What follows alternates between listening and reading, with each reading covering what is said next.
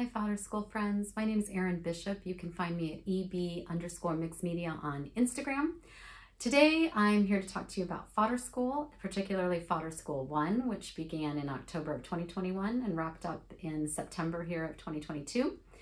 I wanted to share with you all the wonderful fodder that we made throughout the year and the projects that we were able to create with that fodder. So let's head on over to my art table and I'll show you what we did this year. Okay, so let's get started. Fodder School 1 started in October of 2021 and it began with Tiffany Sharp, and we started making fodder, and she showed us how to make all sorts of florals and leaves with watercolor. Tiffany went on to show mushrooms and apples and pumpkins and all sorts of things. I mostly stuck with the kind of botanical stuff. Honestly, I don't have a lot left. I used a ton of it in projects throughout the year. So that was fun. We made tons of fodder in the first few weeks, and then we had to make something to keep it in. And so Tiffany developed and taught us how to make a fodder keeper. And this is my fodder keeper. We made the papers for it. That was also part of the lesson. And then she showed us how to put this book together. So this is my book. It's just sort of bound like so, right? Here's some bling on the side. And then inside we have all of our fodder with these cool see-through sleeves and envelopes so that you can store things that you make. And a lot of these that are in here were made during Fodder School. So it's been super helpful. I use it all the time, all the time. So that was October. We were off to a great start. November was Didi Catron, and we did stamp carving and then made a really cool little cardboard cardboard piece. And unfortunately, I had a terrible November. I had a car accident. I had a lot going on. I did get some stamps carved, but I was unable to complete the piece. It just was too much. But I have these stamps. I use them all the time. I had another one. I had 3 number stamps. Here they are. Use them all the time. Use them later in Fodder School and then use them for projects all the time. Great class. That was November. In December, Amy did these fabulous amulets. So first we made a ton of paper. So we came away and we used things found in nature to actually do mark making on all of these papers. So we got some really cool grungy papers. I still have so many papers left over from her class. Lots of fun papers. And then with those papers, we made these really cool amulets. And I thought it'd be fun because we were doing grungy. I thought it'd be fun to do some hot pink with mine. And it's okay, I have to say. It's all right. But I actually liked the more natural ones that I did. And I kept working. I had so much paper to play with that I did several just in a journal as well. I think there was another one. Then this one was a combination of Amy and the following month's lessons, which were from Autumn Moon, which was in January. And we made tons of papers with writing, gel printing, all kinds of things in Autumn's class. And this was a combination of the 2 classes, which turned out really cool. So in Autumn's class, made tons of papers. I made a bunch of these really dreamy papers on the gel print with one of the techniques gel plate, with one of the techniques she showed us. I did a lot of pinks as well, but I've used them all, pinks and peaches. And at the end of that month, then, we made a fabulous gatefold journal. And that's what this is. And I went fancy with gold. So we made this great journal. We made some tags. And I just loved the color scheme. And then all these papers we made at the beginning of the month and then at the end of the month, put them together. I haven't gone back and decorated a lot of these pages. Some pages I have, but oh, I forgot how pretty these papers are. I just love them. Love them. Little pocket there. This was gorgeous. Just gorgeous. Really love it. So that was fun. Super fun. That was January. In February, Megan showed us how to use our stamping with watercolor to make some fabulous watercolor fodder, watercolor stamp fodder. And then we fussy cut. I did some neutrals. I was following Dee Dee's lead there. Here's some bugs. So these were some of the stamps I made. These are more purchase stamps. I did a ton of leaves. A ton of leaves. And then, once we got all our fodder made, we started doing assemblages. And those were super fun, where we just pieced together a lot of our fodder to make these really cool pieces that could then later go into a journal. And we went even further, making small ones. So here's, for example, that one. And then I did this really cute one of a girl sitting on the moon. I had a little boy as well, but I think I used that in something. So that's those from Megan. That was great. Tons of fodder made in that month as well. March was Sarah Gardner. Oh my gosh, we made so much paper. We started with this, doing like scraping techniques and on a heavier cardstock. Tons of that.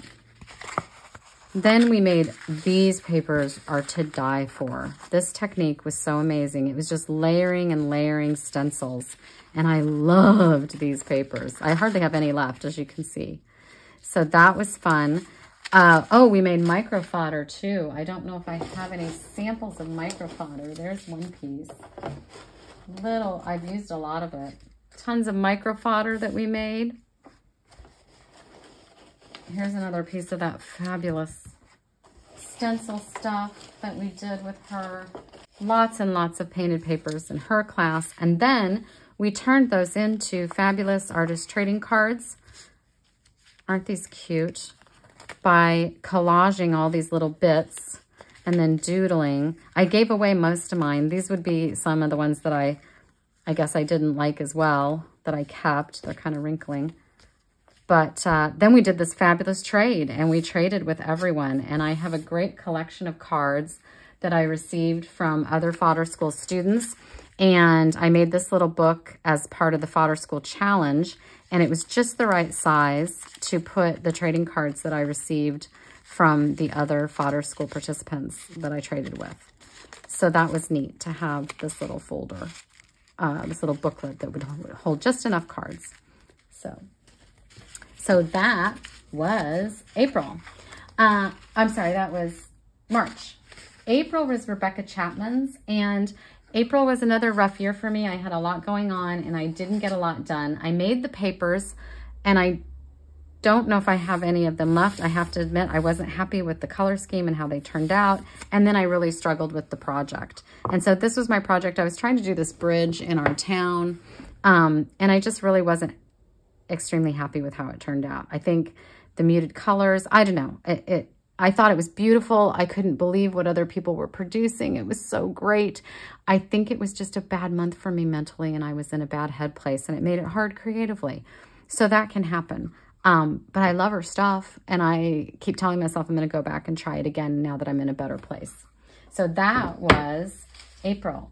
In May, Laura Dame showed us how to make a ton of cool paper using spray paint. That was one of the techniques she showed us. And I have a bunch of that left. Spray paintings through stencils. And then we did collage pieces, and the pieces that I did with Laura were so fantastic that I framed them and took them to my office. So I'm going to insert a photo here so you can see.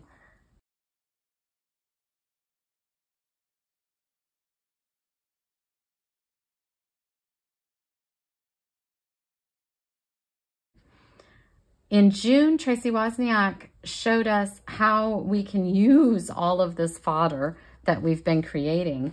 And we created huge master sheets that we then cut up and made cards, trading cards. We made business cards, and we made some circular cards. I only have one of those left. I've been using those a lot. But see, we use these master sheets there. I just cut out square shapes. Here we did striping, and I made some kind of business cards. There's another one.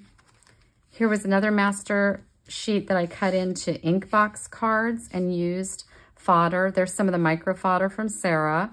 Here's some of Megan's stamping with watercolor. Here's another one with the stripes of pieces. Again, this is Sarah's.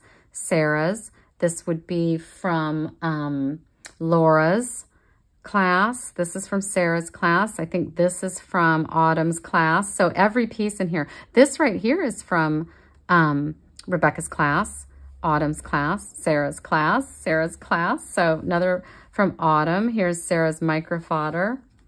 So really, I mean, you can just see how you could just keep using everything that you made one month. You could use the next month, and they all started blending together and were so cool together. Here's another one I made during Tracy's class, which was just using a punch to do circles of all of my papers and putting it on a sheet. And I ended up framing. I had a bigger one of these, and I was going to cut it up, and I couldn't, and I framed it. So I've been meaning to cut this up to use, but I haven't because I like it. So again, lots of the different pages that we made throughout the year. So let's see, that was June. That was a great month because we were able to really use up a lot of fodder. In July, Roxanne Paget also had us make some fantastic papers, painted papers. Here's some leftovers from that class. We cut out our own stencils and used them on the gel plate. Here we did swatching. There's some more handmade stencils. More stenciling on book pages. There's another one of those handmade stencils. Stamping on book pages, and fantastic limited palette, great pages. And then we made this fabulous little booklet using a template that sort of was just a simple shape. She used a dress. I chose this sort of retro bikini. It was summer. I had summer and the beach on my mind. And we put together this great kind of accordion journal of our pieces. And I just thought it was super cute. Love how this one turned out. Had so much fun with the stitching and all the little additions. Really fun. Really fun class. That's that one. That was July. August was one of probably the most challenging classes and had so much in it. And we began with fabric dyeing. And we took fabric that we had had over the course of the year that we were using to wash off our brushes. And these are flower sackcloth. And so you get these great colors and patterns when you're just cleaning your brush after doing some work. And then we started stamping those and putting mark making on them and doing all sorts of things to enhance these. And confession time is I watched the video when Wendy told us to do this at the beginning of the year, and I did not do it. And I don't know why I didn't do it, because then when August came, I was really, really behind. So I did a fair bit, but she had so many examples of ways that you could dye fabric, mark fabric, stamp fabric, and I didn't get to even half of those. But so much information there. So these are leftovers. So I ended up relying, when we got to our project portion of the month, on some store-bought fabric, or fabric that I found in my stash that I then coffee dyed in order to age it a bit. But we created these fabulous journals. We started with a big master sheet. And again, I used a lot of the fodder, a lot of the paper that we had created, the painted papers that we had created throughout the year. And then we made this fabulous journal with a cloth cover. And so here is some of the flower sackcloth fabric that was painted on. Here's another piece here. And then I got all this great, what do you call this, trim, and then some bling. Gotta have some bling. And so this is one of the flower sackcloths that I did stamp on and I drew on, and I kind of did some mark making on it. But here you can see these pages that we did. There's a whole process to aging these and mucking them up and kind of pushing all those papers into the background. And then Wendy showed us how to bind these individual pieces using fabric and create a binding for our book. We did some slow stitching in this class. It was really, it was chock full of stuff, and this is just a beautiful creation. I put some of my florals in here that I've done, and eventually I'll go back and maybe make it a quote journal. A lot of people were doing that, and I thought that was lovely. I just haven't done anything with it. I just actually love it like it is, so I might just keep it. I like to just open it up and admire it. Lots of little extras with the fabric. There's some mark making I did on some just muslin that I had. More mark making there. More mark making there. Here. This was just some coffee dyed fabric. Here's some more from my paint rag. This is more mark making on a paint rag here. Making a ruffle there.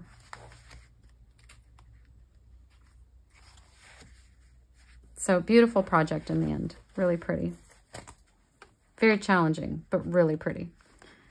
That was August. In September, Kelly had us making slides and stamps, and I'll start with the ones I did just most recently, which was making some colorful vintage slides with this great template, and we made faux postage stamps. Super, super cute. These were kind of addictive to make, I have to say. So those were really, really cute. We made some envelopes, etc. And then we turned those into a trifold folder or journal for a traveler's notebook, which we made. And so this was my final. And I covered it and put on the front cover one of the amulets I made in Amy's class. And then this is some of the coffee dyed, it's the edging of the flour sack cloth that I dyed with coffee for Wendy's class. So lots and lots of overlap with the classes. So this is my trifold journal, and we made the faux stamps. I made some pockets. I learned how to make these pockets from a YouTube video a couple years ago, and unfortunately I couldn't find who did it, and I can't remember who did it. So if it was you, I'd love to hear from you. But lots of tags, lots of pockets, lots of places to write. I'm going to use this as a project journal. I'm going to do some major organizing in my house and cleaning, and I thought this would be a good way to organize myself. In here, Kelly had us also do the papers that we would use to make this. And so here's some of my leftovers of the papers that I made and the extra stamps that I made. And I love doing this vintage thing. I haven't done a vintage look thing in a long time. It was fun to go vintage again. This is one of Megan's assemblages that I used here.